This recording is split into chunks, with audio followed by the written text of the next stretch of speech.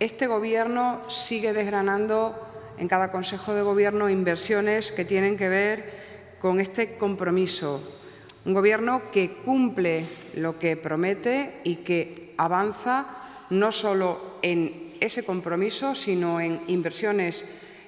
ya muy claras, ya muy determinadas, que pasan a licitación y que tienen que ver con esta importante inversión. En concreto, esta cantidad